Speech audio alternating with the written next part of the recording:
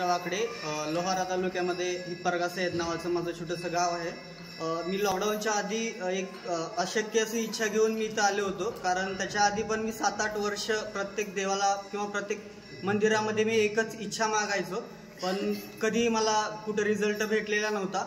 मी असंच माझ्या गावामधले काही कॅन्डिडेट तिथं आल्यानंतर त्यांच्याकडून स्पर्धा परीक्षेमध्ये यश मिळून माझ्या पुढं माझी आई आहे स्पर्धा परीक्षेमध्ये यश मिळाल्यानंतर मला माझ्या एका मुलीवरती प्रेम होतं, बस तिच्याशी लग्न व्हावी ती इच्छा होती आणि पण मला कुठेही त्याची पूर्तता दिसत नव्हती। 7-8 वर्षापासून मी प्रार्थना करायचो की माझं अगोदर ध्येय होतं की माझ्या परीक्षेमध्ये मला यश मिळावं, पण त्याच्यानंतर माझ्या आयुष्यामध्ये मी इथं आलो आणि पारायण सांगितल्याप्रमाणे महाराजांनी पारायण केले आणि माझं पारायण कंप्लीट व्हायला उशीर माझा 100 मध्ये रिझल्ट गेला, 0 मध्ये होता।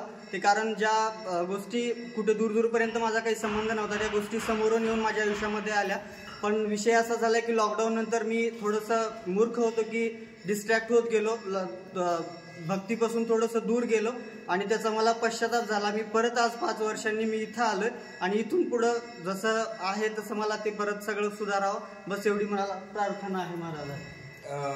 लग्न झालं होतं नाही, मला पण आता ती जरी म्हणजे मला त्याच्याबद्दल काही बोलायचं नाही, कारण वेळ खूप पुढे आलेली आहे। बस इथून पुढच्या 2 ते 3 वर्षामध्ये मला UPSC मध्ये यश मिळवायचं आहे आणि परत एक ऑफिसर बनून महाराजांचं मला दर्शन घ्यायचं आहे, बस माझी एवढी इच्छा आहे।